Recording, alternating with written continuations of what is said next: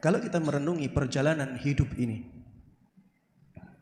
maka kelelahan dan rintangan hidup ini biasanya tidak keluar dari 3 sebab.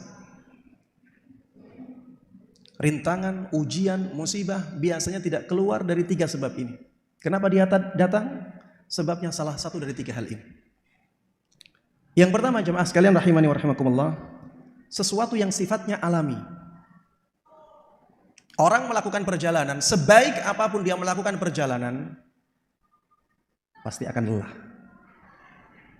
Orang yang ibadah saja lelah, apalagi melakukan perjalanan. Dia akan lelah. Sebab alami, manusia itu lemah. Dia akan sampai ke titik dia lelah. Ini sebab alami. Sebab yang kedua, karena sedang diuji oleh Allah untuk menaikkan derajatnya, bukan karena salah. Dan ada ujian-ujian yang seperti ini. Betapa banyak dan betapa sering kita mendengar orang yang menerima hidayah, dia hijrah, dia memperbaiki kehidupannya yang asalnya kehidupannya penuh dengan kemaksiatan.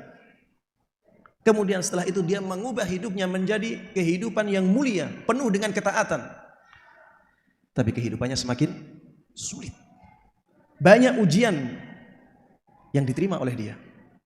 Ada tidak yang seperti ini? Banyak. Ini rintangan hidup, tapi karena diuji oleh Allah. Bukan langkah dia yang salah. Tapi Allah ingin menguji apakah dia benar-benar jujur dalam hijrahnya, ataukah dia hanya ingin mencoba-coba saja. Kalau dia jujur, harusnya menerima cobaan seperti ini. Dia tetap teguh dalam kebaikannya, dalam kemuliaannya, dalam ketaatannya kepada Allah Subhanahu wa Ta'ala. Kemudian yang ketiga, sebab yang ketiga, karena dosa. Ketika seseorang berdosa, akhirnya dihukum oleh Allah Subhanahu wa Ta'ala dengan ujian, dihukum oleh Allah Subhanahu wa Ta'ala dengan musibah.